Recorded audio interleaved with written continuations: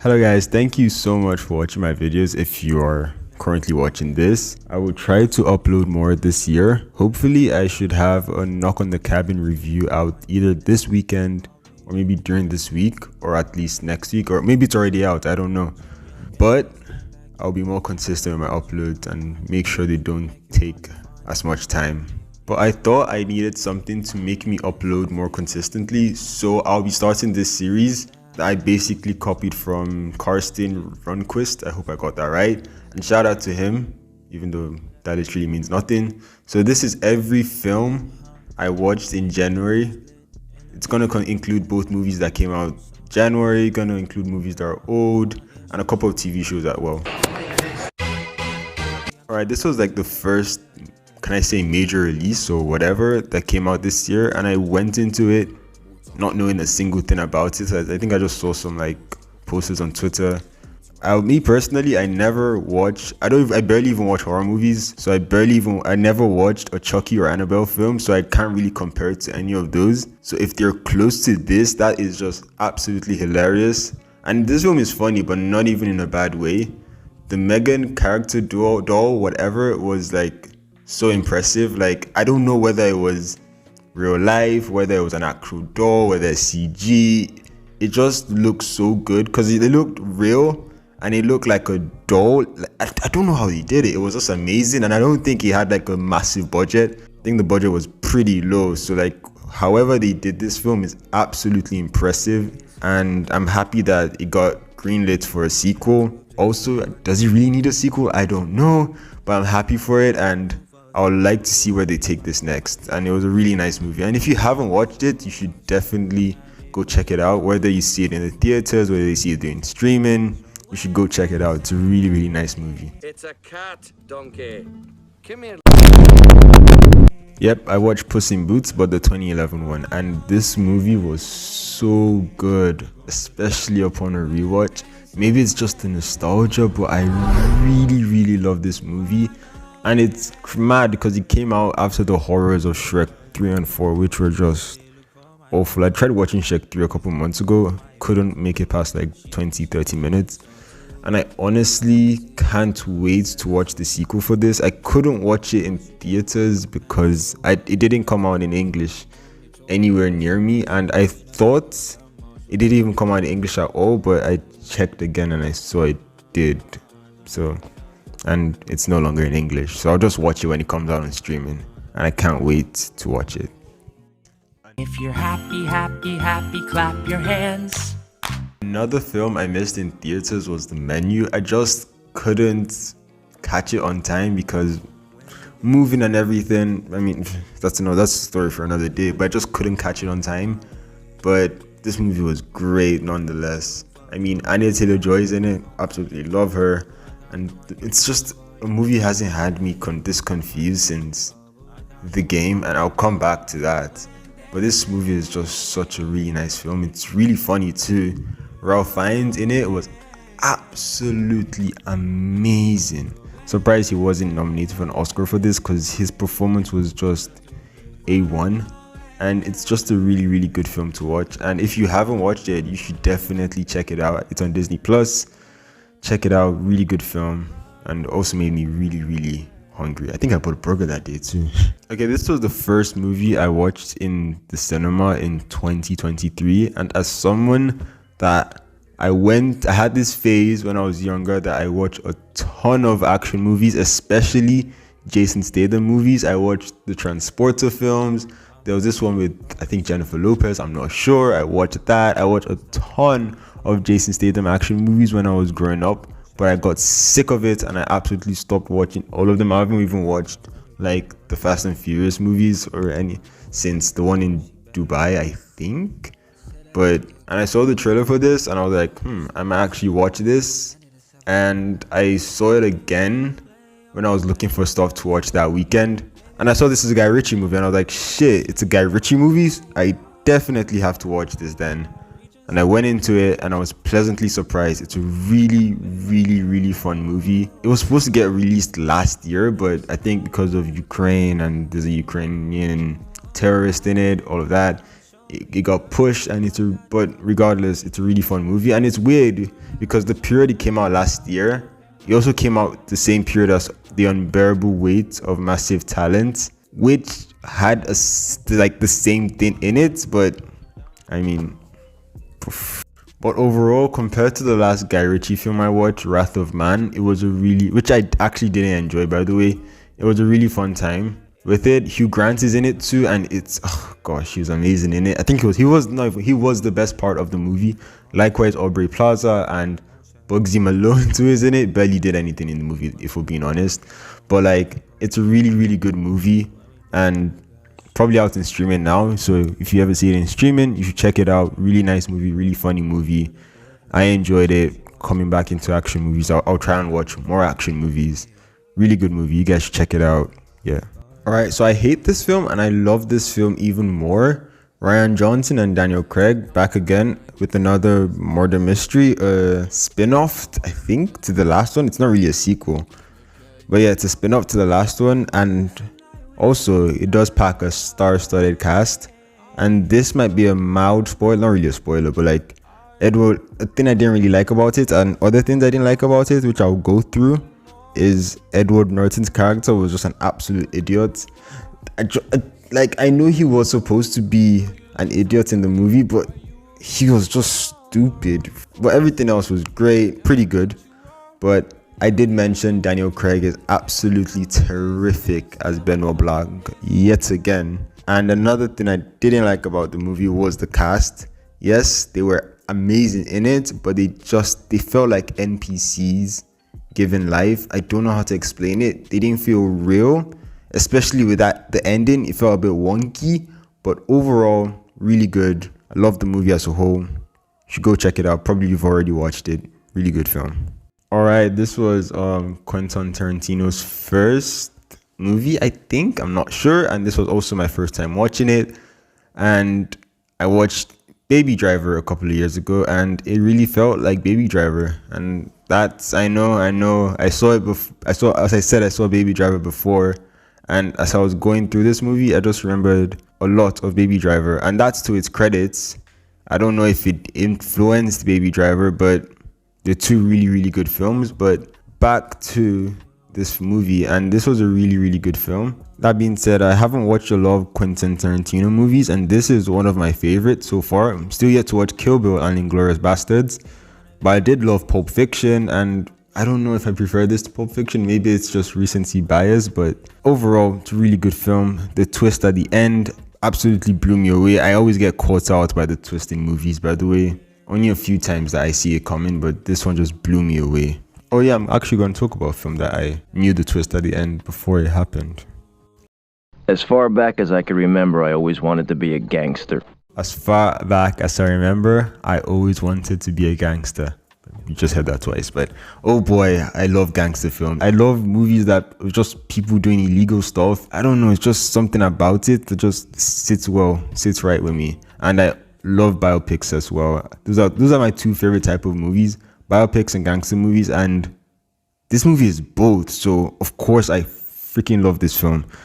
And I've only watched a handful of Martin Scorsese movies, and I just have to say, this guy, he does not miss. He always cooks, and he's a really, really good director, and I'm gonna really try to watch all of his films. I'm gonna watch the new one he's doing this year, I think, and everything else he's done. And back to this movie, this is just a really, really good movie. Great performances all around. As I was doing some research, not really research, just checking the cast, and I noticed a lot of people in this movie went on to, not a lot, but a few went on to do The Sopranos, which is just absolutely crazy. But yeah, this is a really, really good movie, and it was also the first movie I watched this year. I watched it on New Year's Day as soon as I woke up, and I regret I never watched this movie sooner, and I'm gonna definitely rewatch it later down the year. And yeah, great movie. If you haven't watched it, definitely go try it out. I highly recommend it. Really, really good film. Yeah, I really don't spend too much time talking about The Irishman, but because I didn't really consume it properly, I watched it on a train, and I was like sleeping off while watching it because I was exhausted, and I was just like going back to watch the parts that I missed. So like but nonetheless, regardless of that, I really had a great fun time watching this. And yes, this film is a 3-hour 30-minute movie, and it feels like a 3-hour 30-minute movie. I was like, is this still going on? Robert De Niro and Al Pacino together, just always just great to see both of them sharing the screen. Two really good actors. Al Pacino, one of my favorite actors of all time, as well as Joe Pesci. I hope I got that right. He's just a really good actor, and I don't know. There's just something about him, even in the previous film, The Goodfellas. It's just something about him, and even in Casino too. He just gives you like you're supposed to hate his character, and he does it so well. He always plays this annoying character and he just does it so well. And despite me not watching this movie the best way, the end really emotional ending, and oh my god, I was an idiot to look at the reviews for this movie and decide not to watch it. But I was bored. It came out, so I decided to go spend 3 hours of my life to watch it, and this movie is so good. I know it's not Damien Chazelle's best work, but just the way my friends always explained Once Upon a Time in Hollywood, to me, that's how I saw this movie, and I enjoyed it a billion times better than that. I didn't really like that movie, by the way. So the first 40 minutes of this film is pure chaos. I just absolutely love that. It's just so great. Like, you literally see, mild spoiler by the way, the first scene, you literally see an elephant take a dump on somebody. It's just a chaotic film. Brad Pitt, one of my favorite actors of all time, absolutely amazing in this film, but I really feel he was underused in it. There are a lot of gripes with this film. It's not perfect. I loved it, but it's not a perfect film. But one thing I will say, the 3 hours never felt like it dragged to me compared to a particular 3-hour film I watched a couple of weeks ago. But man, this movie is so good. By the way, I loved Avatar. But my only main issues with the film is like, you don't really care too much about the characters apart from Manuel.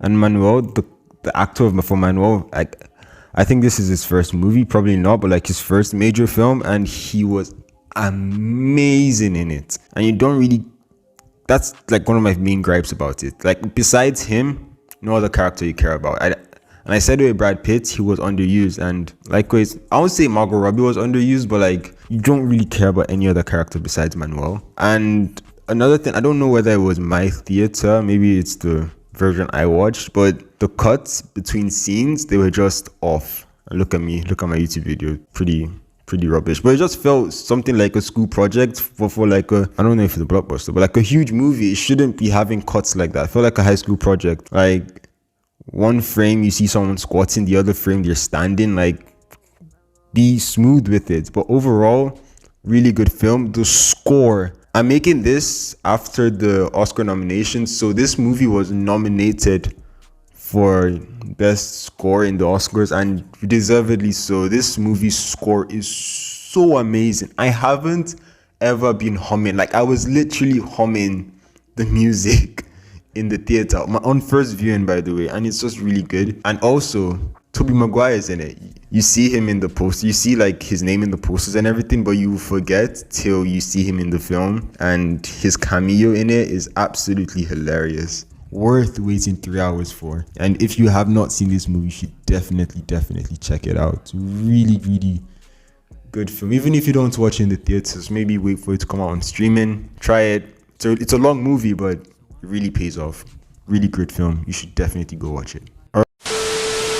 I did a M. Night marathon, and the movies I watched were Signs was a really fun movie, and I think this is the M. Night film that I enjoyed the most. It really just works so well, and I loved how for the entirety of the movie I thought the kids were like brainwashed by the aliens. But the alien model and the way they introduced the aliens in the film was just amazing. I just loved the fact that they were like so mysterious in it. I know other films have done it, but like, I don't know, it just felt really good to me. But like, everything just comes together at the end, and I would highly recommend it. This is one of my favorite M. Night movies. Then I went on to watch The Village because I thought that the tone of The Village, from like the name, the way the poster looked, I thought it to be similar to Knock on the Cabin, and really I hope it's not, because this movie is boring and I didn't like it. What I enjoyed about the film though was the fact that 10 minutes in the movie, I just instantly remembered Scream 3. I think they had a scene in Scream 3 that like was a parody on the movie. That's how Scream films were. But nothing really connected for me in this film, and the reveal at the end was just way too obvious, and the emotional beats of the film weren't that, I wasn't really that attached to it. And I would say that the performances weren't amazing, but I won't say they were bad either, but just not to the standard I would like expect.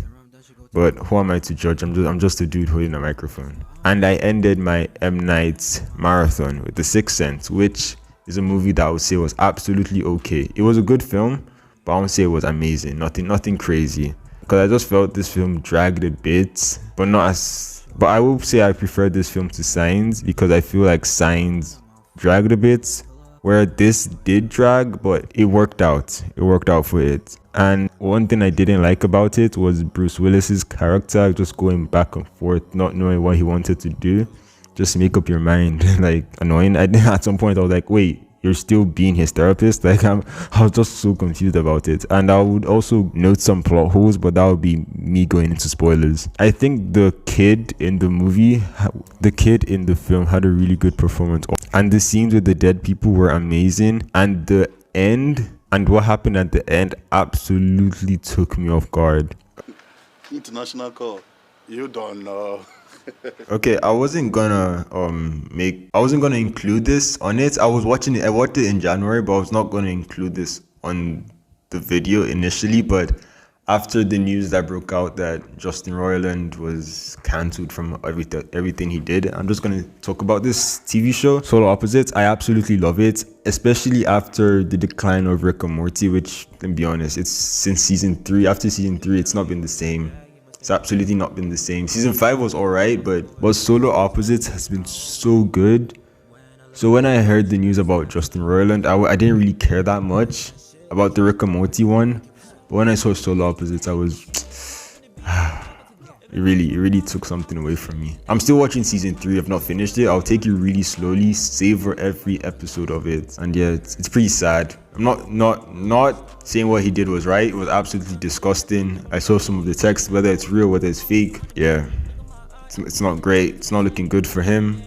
And deservedly so. He deserves to be punished for his actions. So yeah, but Solar Opposites, really good. If you've not watched it, you should definitely check it out. It doesn't really have the best marketing, especially after season 1, which was really good. The first 2 seasons were really good, and I'm on like episode 3 of season 3, taking it slowly. But yeah, really good show. You should definitely check it out if you haven't. Another TV show I'm watching currently is The Legend of Vox Machina. It comes out every Friday.